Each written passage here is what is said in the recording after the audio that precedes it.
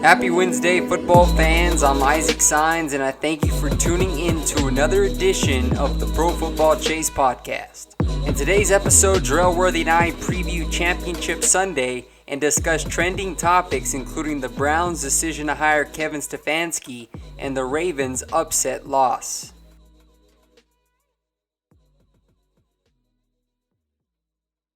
This is the Pro Football Chase Podcast, a podcast that has featured interviews with Rams wide receiver Robert Woods. To reach 1,000 yards, and last year, unfortunately, I got hurt midway in the season. But other than that, just working and grinding to get to this point, and finally broke it with a lot of games left. Packers wide receiver Marquez Valdez-Scantling. Just the fact that we got all-pro on the other side of the ball. In Devontae. So when you got a guy like that, that's just going to get the main focus. Obviously, people start to know my name a little bit after I made a few plays here and there. Broncos offensive guard Ronald Leary. It would either have to be a counter or a pin and pull play when we get on the edge and run.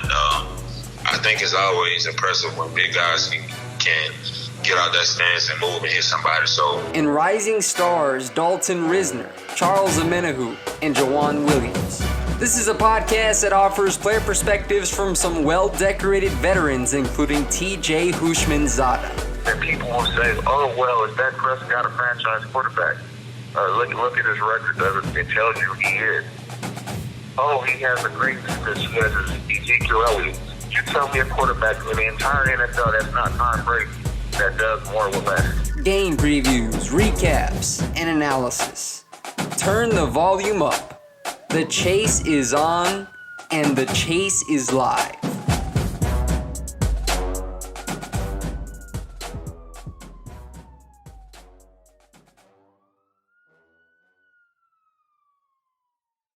Welcome into another episode. It's the Pro Football Chase Podcast. Isaac Signs with you.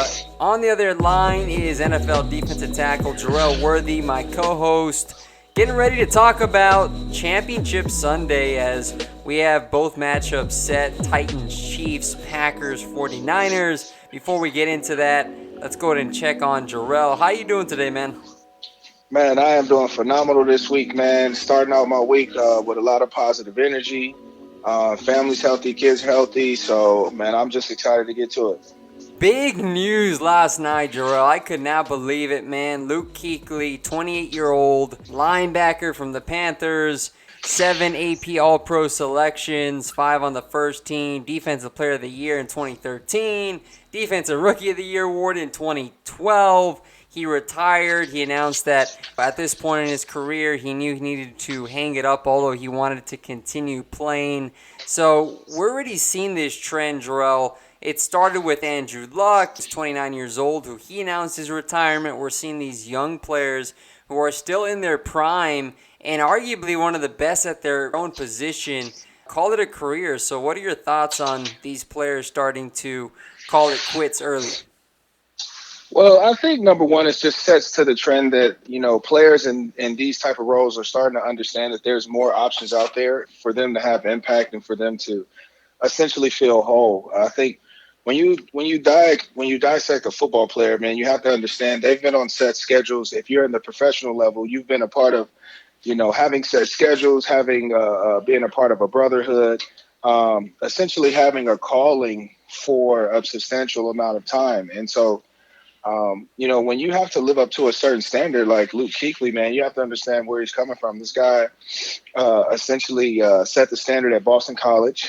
He had high expectations coming out, especially with his athletic ability, and he lived up to those, man. And he was able to come in and take control of a defense and be able to lead them to a Super Bowl appearance. And so I think at the end of the day, when players of that magnitude cannot necessarily go out there and be as physical as they want to be, and the injuries creep up on you, man. It's tough getting into that mindset week in and week out to be able to essentially run through a brick wall, be in that position that he plays. And so it's a tough pill to swallow, but I mean, he's had a hell of a career, man. To be that young and have so many accolades and, Defensive Player of the Year, 5-time All-Pro, first team. Five-time All-Pro being the first team and 7 times total. you can't say anything. You can't say enough about his leadership, his dedication to the game, and what he's meant to football. He finishes his career with 1,092 tackles, the most in the NFL since he entered the league as the 9th overall pick of the 2012 NFL Draft. His 18 interceptions are most by a linebacker since 2012 and third most in franchise history. And lastly, his 75 tackles for loss are tied for the 5th among linebackers over that span. So a great career. Congrats on Luke Kuechly. I know it was stunning news at first glance, but he's making the best decision for him and his family. But in other news, before we get to the divisional round, Jerel, Antonio Gates announced his retirement from the NFL earlier on Tuesday at 39 years old. So he too had a magnificent career for the Chargers. Absolutely. When you look at, coming from Kent State, he had an opportunity to be at Michigan State for a while. And it's, going to the smaller schools, man, and having the impact and the role that he did. He wanted to be at Michigan State because he wanted to be a two-way player. That's why I remembered him, because they wouldn't allow him to really play basketball and football at the same time. And so, he decided to take his services elsewhere, where he can, essentially pursue his passion of basketball as well. But I mean, it's you can't say enough about his career. He's, third in touchdowns, top 10 in essentially every category for the tight end position. He's a pillar in his community, as well as really set the stage for how the Chargers scored on offense. And so at the end of the day, man, you have to tip your hat to guys that are willing to come out of retirement and go out there and play with their buddies like how he did with Phillip Rivers. But I just think he understands that the vision of the Chargers are heading in another direction, and it's just time to ride out when you have a high note. It's good to see him put an end. I think he's actually going to join the Chargers organization to help out with the community engagement aspect. So that's cool that he's going to continue working with the Spanos family there in LA now. Let's put a bow on the divisional rounds. I just want to hear what's your biggest takeaway from last weekend's action is. Is it a player's performance, a team, a coach? What is one point that you have taken account as we move forward to Championship Sunday?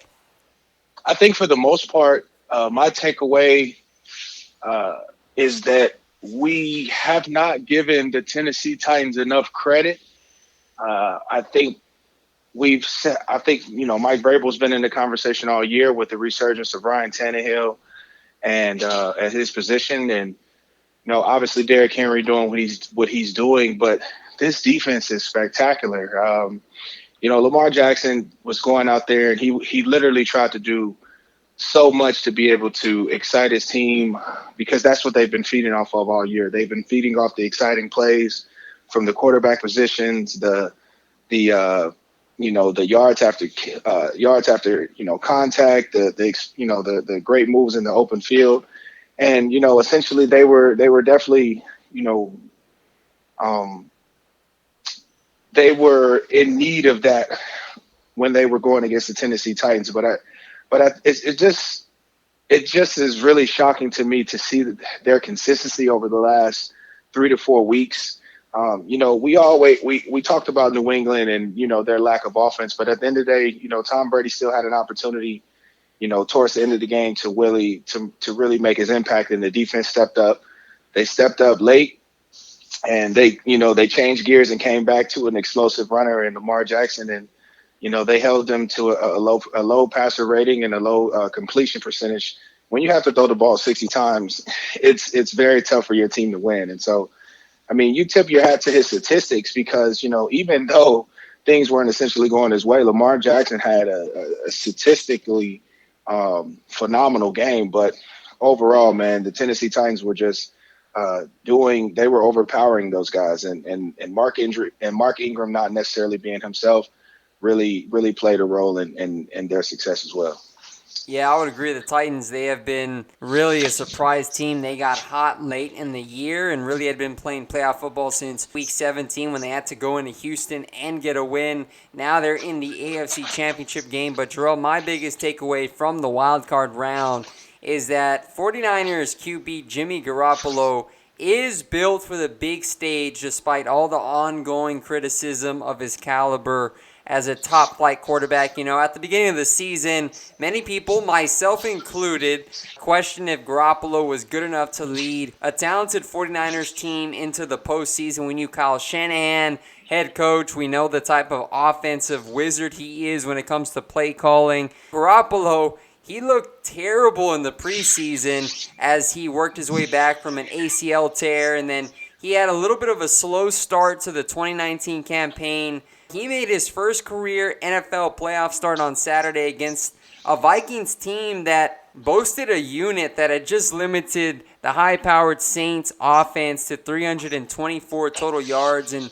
forced 2 turnovers, and he came out blazing. I mean, first drive, 5 of 6 passes, 57 yards, including a 3-yard touchdown strike to Kendrick Bourne, which got the Niners up on the board first. And I know a lot of people will talk about Garoppolo being carried by the defense, but when you look at his total numbers from Saturday's game against the Vikings, I mean, it was 11-19, 131 yards, 1 touchdown, 1 interception. So it was efficient. Of course, the 1 interception, you know, is a negative part of it. But you look at what he's done in the regular season as well, Jerel, against playoff teams.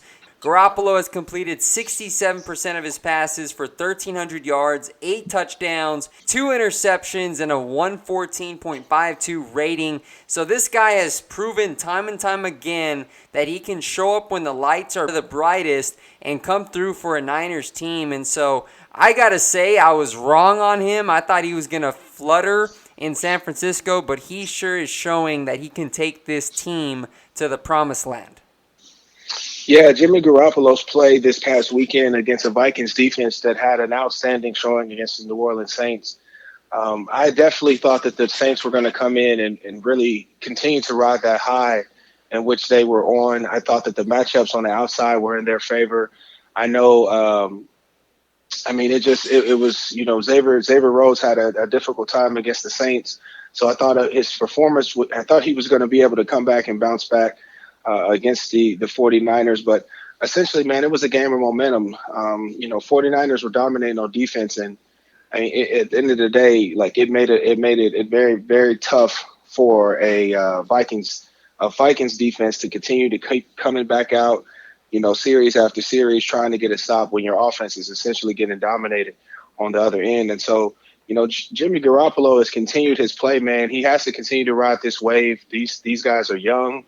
They're athletic, they're talented, they're coached well, and you have to continue to ride this wave. And hopefully it'll prove itself this weekend with the Packers, man, because they're definitely not pushovers. They've got great pass rushers on the outside, and they've got young, talented defensive backs that definitely don't fear anybody. So it's going to be an exciting game. For sure. Let's go ahead and move on to our Fact Fiction segment. So here's the first statement, Jerel, and we will discuss the Browns made the right decision to hire Kevin Stefanski as their next head coach. Now, of course, Josh McDaniels, the Patriots offensive coordinator, was considered a finalist, as well as Bills offensive coordinator Brian DeBall. But they go with Stefanski, which was a little bit of a surprise considering how inefficient the Vikings were against San Francisco. Of course, you cannot just take one game and make that such a huge deal, but a lot of people were taken aback by Stefanski. Of course, he was one of the finalists last year before the Browns hired Freddie Kitchens. We all know how that went, 6-10, and he was fired. So, did the Browns make the right decision, Jerel? Is it fact or fiction? I personally think it's fiction that they made the right decision. I think they made a decision that was familiar to them, that they had realistically no other choices. I think when you look at the other candidates that was out there, Josh McDaniels has had success in New England, contrary to, you know, a lot of people might, you know, think about him and having Tom Brady be his quarterback. But nonetheless, he's had a ton of success. He's won division titles. He's had opportunities to appear in conference championships. Eric Bieniemy, on the other hand, as well, with the Kansas City Chiefs, has had an opportunity to be in conference championships, leading number one offenses. And I just thought, if I'm looking at it from a schematic standpoint, I think the Browns are a little bit more similar to the Kansas City Chiefs as opposed to how, as far as how their roster is built, as opposed to the Minnesota Vikings. And I think that Eric Bieniemy would have had an opportunity to come in and really give this offense a lift in spirit as far as the creativity and the way that he dials up plays. And it just gives them a voice, man. It gives them a voice from a guy that's been there before, that's had success. I understand anybody coming off the Mike Zimmer tree is going to have an opportunity to really coach good football. I just think offensively, as you can see with the guys in Minnesota, they've been willing to part ways with their coordinators as the season has unfolded this year. And so I just think if with the other candidates that were out there and had an opportunity to interview for this job, I think Coach McCartney was their number one option. And once they seen him go to Dallas and the big name gets off the board, I think you have to go to a guy that's going to have the opportunity to create the most change. And when I think about the coaches that are out there, Eric Bieniemy would have been my top guy just because of the creativity he brings to the game offensively. Yeah, I'm going to say fiction. I think the Browns, again, they continue to be pummeled in mediocrity. Jerel, I mean, there was a really good article out there put out by the Canton Rep that talked about the Haslams and their process when it comes to hiring the next head coach, which in this case was Stefanski, and talking about how their head in the front office, DePodesta, who's a graduate of Harvard, likes Stefanski, who was a graduate of Penn, so they're both Ivy League graduates who believe in analytics, and DePodesta was a big part in the interview process this time around, especially with John Dorsey out the door. And so DePodesta really is the one who wanted Stefanski last year. So this was all set up to me, Jerel. I feel like Josh McDaniels, I know that he wasn't the most successful during his time as head coach with the Broncos, but that was a long time ago. And, you know, you read the article from the Canton Rep, and it reads that McDaniels straight up told the Haslams, hey, I want to make sweeping organizational changes. I want to bring in a new GM. I want to completely overhaul this front office. I want to bring new vision, and I want to get this Browns team to where he could get it. And that did not sit well with the Haslams. They did not want to make those sweeping changes. They felt like there's some things in their front office that they felt can still be successful. And so that's where the divide was. And so that point right there, Jerel, still tells me that this Browns organization and Jimmy Haslam is still stubborn and not willing to change his ways in order to finally right the ship in Cleveland, where they have just been awful as a franchise. So I felt like McDaniels would have been a good candidate, and I also felt like 49ers defensive coordinator Robert Saleh would have had a great opportunity to get in there, defensive-minded head coach, fiery, passion, disciplinarian that could have brought a whole new element. I know Saleh was talking about potentially bringing Mike LaFleur, who's the passing game coordinator for the 49ers. He was a potential offensive coordinator candidate should Saleh have gotten the job with the Browns. But nonetheless, I felt like those two candidates would have brought Cleveland another dynamic. But going with Stefanski is just going to give them much of the same. Yeah, I would agree with you, Isaac. I think what it is when you have something that you own, you're passionate about, you're prideful about, you don't necessarily think that people can tell you how to run your own business. And, you know, sometimes, you know, data and analytics can kind of get in the way of common sense. And so when I look at the other the coaching candidates, it's just common sense that you have to hire a guy that's had success and that has success year in and year out. And I just always like to have an opportunity to be around guys that I admire. And so when I look at Andy Reid and his coaching tree, I admire. Bill Belichick, his coaching tree, I admire. Mike Zimmer's had some success being, you know, leading the Vikings defensively, but offensively up until this point this year and their playoff year with Case Keenum, man, they haven't really necessarily had a lot of success. And so I just think at the end of the day, you have to go with the the team that really has proven the most. And so Josh McDaniels, Eric Bieniemy, even Saleh, with the way that these guys have been able to fly around, and your lack of consistency defensively, I think at the end of the day, man, you have to make a better choice than what they put out there in Stefanski. To give Stefanski credit, I mean, the Vikings, they finished the regular season 16th in total offense, 23rd in passing, 6th in rushing, and that's why he got a lot of criticism as a play caller, which, yes, it was just his first year as the full-time play caller. He took over in an interim role in 2018. You look at ESPN stats and info with Stefanski calling the plays. Kirk Cousins completed 62% of his passes outside the pocket, which ranked 5th in the NFL. And in that same category, Baker Mayfield for the Browns connected on only 36% of his throws outside the pocket, which ranked 30th. So yes, there are some areas where Stefanski could come in and provide some good assistance to help Mayfield develop and this talented Browns offense get going. So I'm not knocking Stefanski at all. You know, who knows? He could prove us all wrong. But I think just from the first glance at it, I think we both agree that they should have gone another direction. We'll go ahead and move on to the final fact-fiction topic because I'm interested to hear. I know you talked a little bit about him earlier, Lamar Jackson, but the Ravens, another early playoff exit. So here is the statement. The Ravens will continue to struggle in the playoffs until Lamar Jackson improves as a passer. We know the Ravens have built their offense, Greg Roman, everything around Lamar Jackson, run first. Now, does Jackson need to improve in that passing area for the Ravens to finally get over the hump? What say you? What I would have to say is I would have to say that it's fiction, just because when I watched the game unfold and I watched Lamar Jackson and the way he was poised in the pocket, he delivered, sharp balls. There were some times where he was behind there were some times where he threw behind his receivers. But you got to understand, man, we're talking about, there was a touchdown pass that hit a tight end, Hayden Hurst, right in the chest. You have Mark Ingram on a swing route into the open field where he had space to make a move and get upfield. He drops the pass. There's multiple drop passes amongst this offense. And so I think at the end of the day, they were in crucial situations where they could have had an opportunity to extend drives. Now, I personally don't agree for the 4th and 1 conversions in which they tried to send him up in there for the quarterback sneaks. I think at the end of the day, you have Mark Ingram back there for a reason.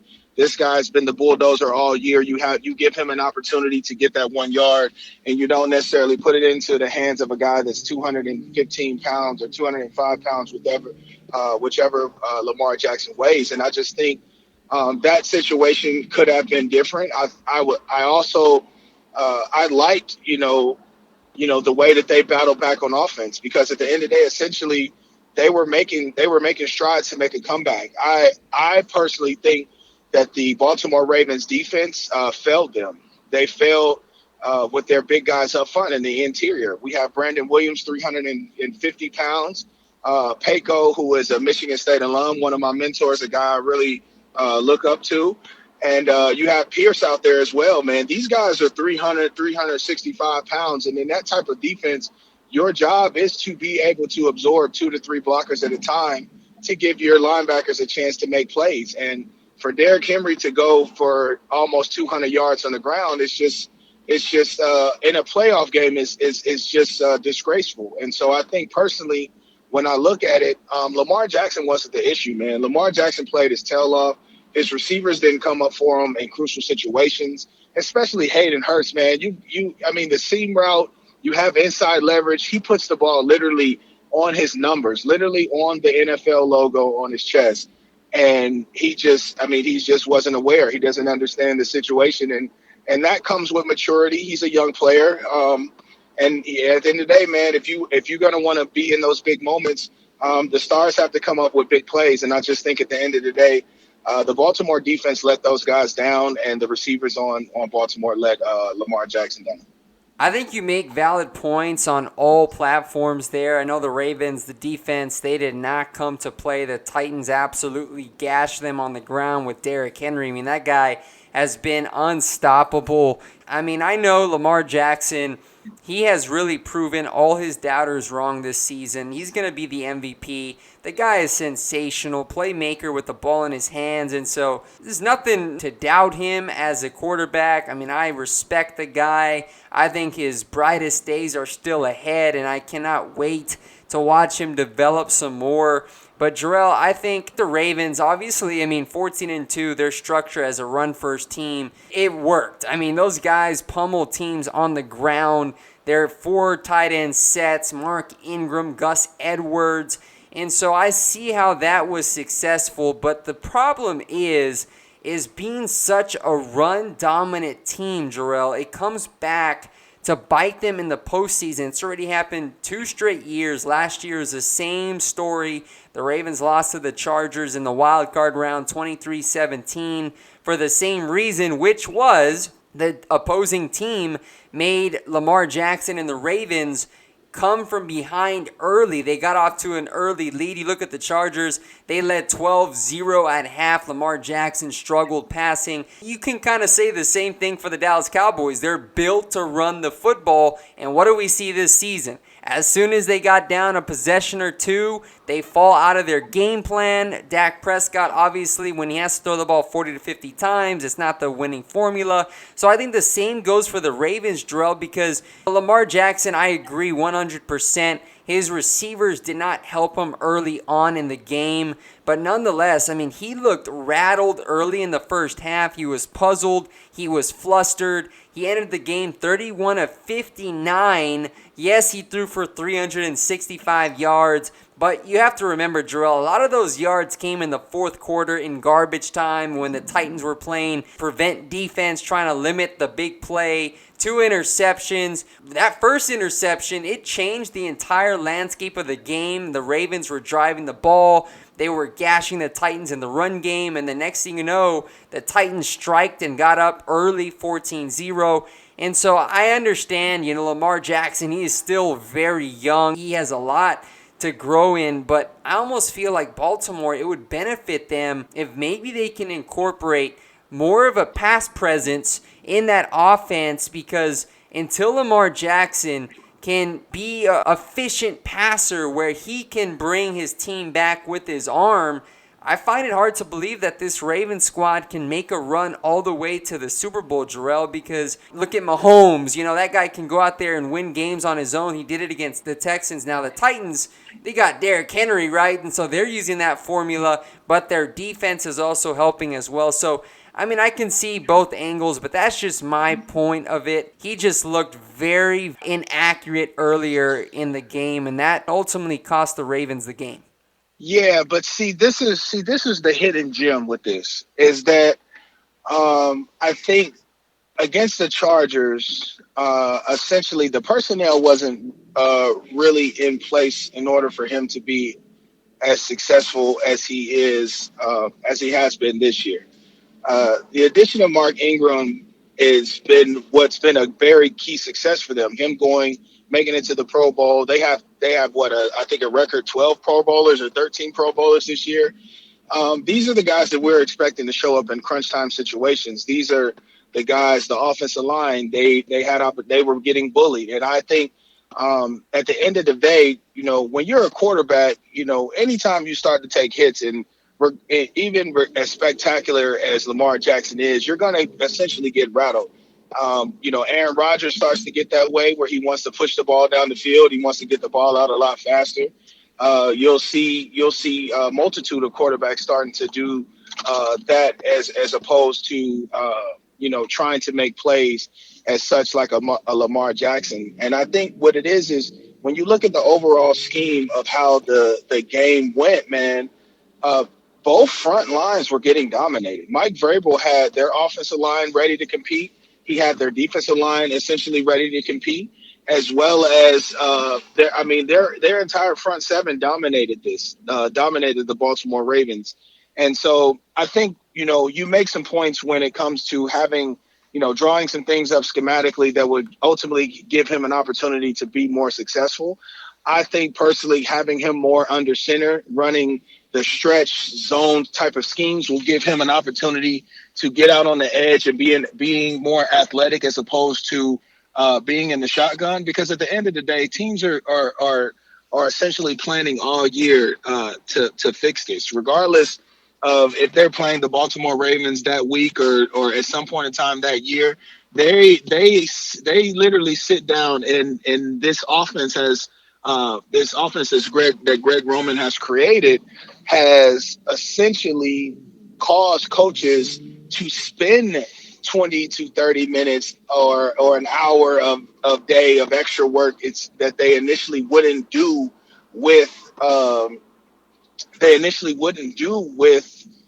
with any other offense. And so I think at the end of the day, man, it's changing the landscape of how we view things. But they could add in a little bit more under center zone stretch type of schemes that will give him an opportunity to drop back off a play action pass from it, roll out on a boot, or essentially do what he does well, and which is having the ball in his hands and getting the ball down the field and being athletic and explosive. And so I agree with you when it comes to they have to create some more wrinkles within this offense. But at the end of the day, man, the stars on the team let them down. Earl Thomas getting spent around that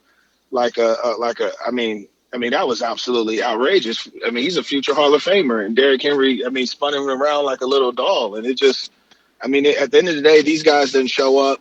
Lamar Jackson, I just think at the end of the day, it's like a Michael Jordan situation with him. I didn't lose, I just ran out of time. And he was going to find a way to figure it out. And I think at the end of the day, if he could have had a better supporting cast, it would have made for a better opportunity for them to come up late.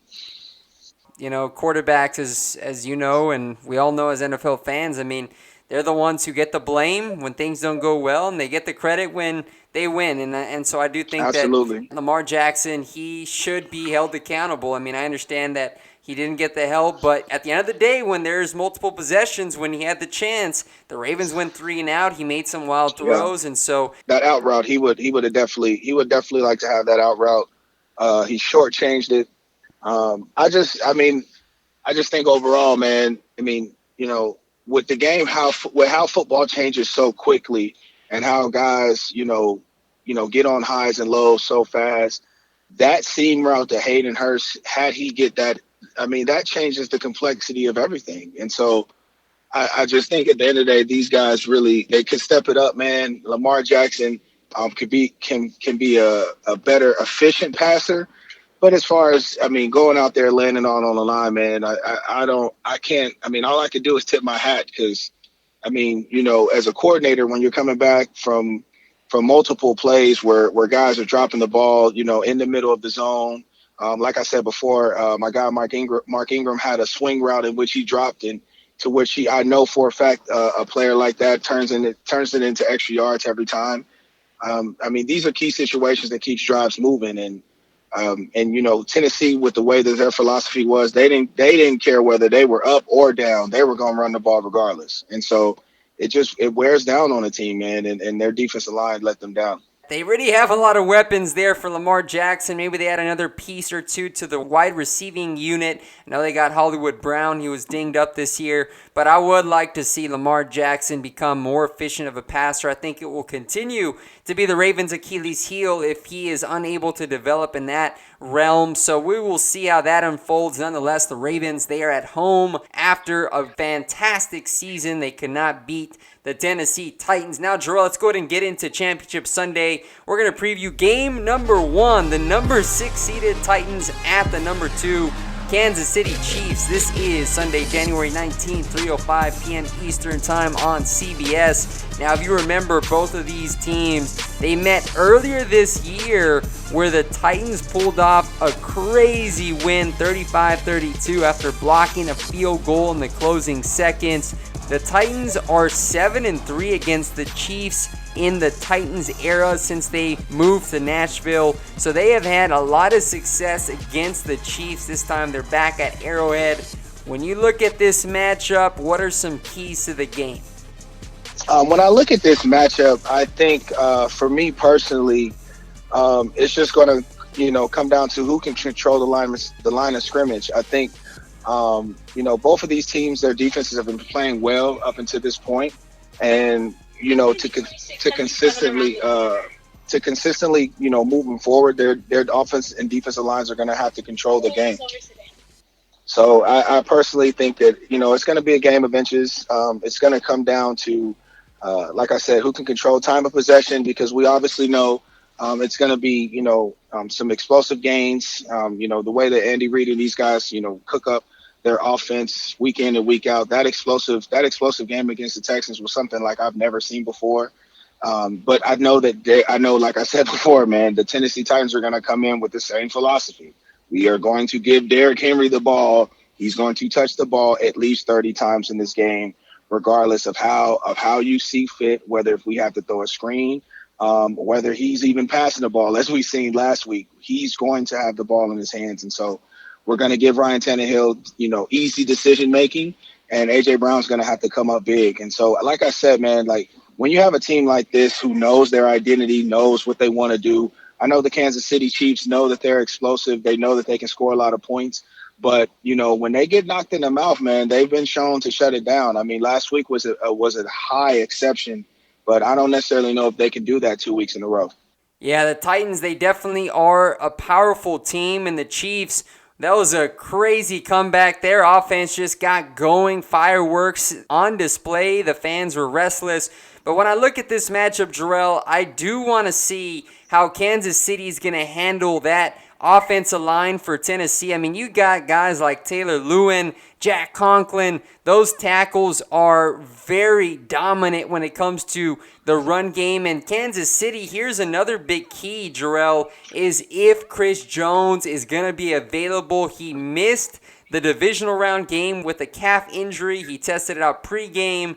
But Derrick Henry, the man, has been running with vengeance. He owns more yards after contact than Ryan Tannehill has passing yards this postseason. That's according to ESPN stats and info, so that's just crazy.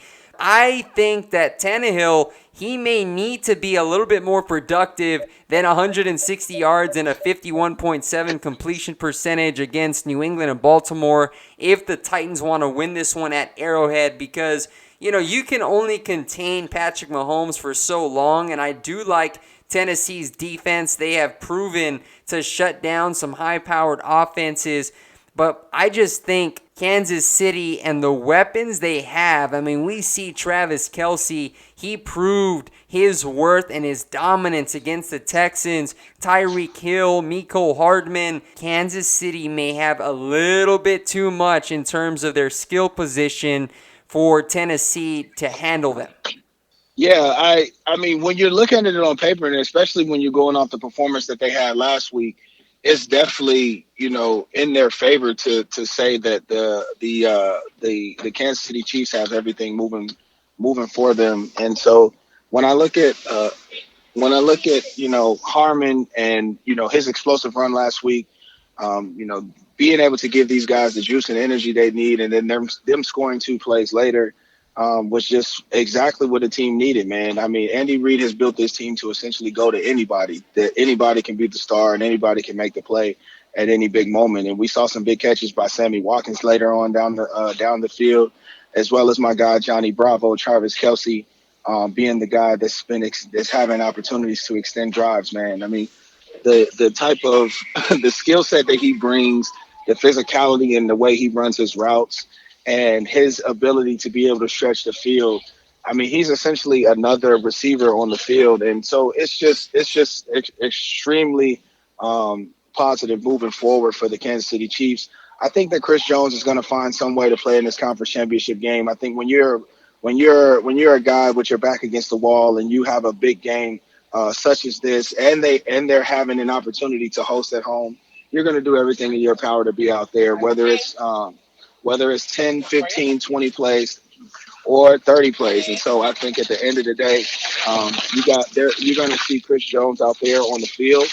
If you had an opportunity to test it pregame last week and didn't think it was feasible to go, then I think at the end of the day with this week and the training staff that they have at their disposal, he'll be out there on the field. And now going back to their last regular season matchup, I know it's a different time and it's a different Tennessee team and a different Chiefs team, but Travis Kelce and Tyreek Hill combined for 18 receptions and 232 yards against that same Titans secondary, same personnel. So you do know that the Chiefs like that matchup. And even if Henry does achieve that same success, I think we can expect to see Kansas City crowd the box like other teams, try to stop him while making Tannehill beat them through the air. And so when it comes to Tannehill and A.J. Brown and what they've been able to do in the past game, I look for Tyrann Mathieu, the Honey Badger, to come through. He has been sensational. He's underrated. He was a Pro Bowl snub, by the way. He has been very impactful for that Kansas City defense and Steve Spagnuolo's unit. I look for him to come through with a big-time turnover, an interception off Tannehill. I'm going to give the edge to the Chiefs in a slugfest. Patrick Mahomes, he is resilient. I look for him to get the job done. This is a second straight year they're hosting the AFC title game. I don't think they're going to lose this one. So give me the Chiefs 30-24 over the Titans. Who are you taking to win, Jerel? Man, so this is a tough matchup just because this is two juggernauts in their respective rights. You have Patrick Mahomes being able to push the ball down the field, plethora of weapons. But then you have Derrick Henry and these bullies and this dark horse in Tennessee Titans that for some reason or some way, shape, or form, they just continue to keep proving us wrong. I'm not going to go with the upset this week, man. I'm going to go with Big Red and have an opportunity to get back to the Super Bowl. Hopefully he has an opportunity this year to really compete at a high level and come out on top. I know that, he's been battling, getting to the big dance for quite some time as a head coach. And so I think that, this will be the opportunity. This is the team in which they'll have, they're just more talented than offensively. And, when we talked about the Honey Badger and Tyrann Mathieu being able to cover A.J. Brown, you just got to tip your hat. Obviously he was playing corner and nickel in college, but for him to be, a safety in the league and still being able to go back and to his old roots, man, and compete at a high level, it just talks about his talent. And so I think I'm going to go with the Chiefs as well and a 33-24 win. I think they're gonna be able to do the right things, and they're gonna get out to a hot start as opposed to starting slow like they did last week. Second matchup, it's the number 2 Packers going on the road to take on the number 1 seeded San Francisco 49ers. This is the late kickoff, 6:40 p.m. Eastern time on Fox. Much like the Chiefs and Titans, this will be a rematch of the regular season back in Week 12. The Packers absolutely got throttled 37-8 in Santa Clara. Now they return after knocking off the Seahawks in the divisional round. The San Francisco 49ers, they love this matchup against the Packers, Jerel, because they know Green Bay struggles to stop the run. And we all see how Kyle Shanahan loves to dial up the ground and pound. They did it against the Vikings. They smashed them up the middle with a heavy dose of Tevin Coleman, and they got Mostert working back there, Matt Breida. And so this is a game that obviously favors San Francisco, but Green Bay, they're coming in looking for some revenge on the big stage. So, Jerel, give me your thoughts on this matchup. Man, Lord knows I've had nightmares of this matchup before because we've, during my tenure in Green Bay, we had to run into the San Francisco 49ers twice. In the season opener as well as in the playoffs, late in the playoffs. And so I've had my share of ups and downs when it comes to this team in this matchup. So, but I just think that, this time is different, man. I know, Jimmy Garoppolo's the guy and he's going to be, trying to throw the ball out there. But I personally think that Zadarius Smith, Preston Smith, Kenny Clark, those guys up front are going to answer the call this week when it comes to the run. And they're going to really put the onus on Jimmy Garoppolo competing at a high level on the outside. And so I personally think that, Green Bay has everything rocking and rolling for them if they can compete if they can compete in the trenches. It's realistically going to come down to if they can run the ball against this 49ers front, because we know that they're predicated off the run and they have to have a lot of success in order to have play action pass.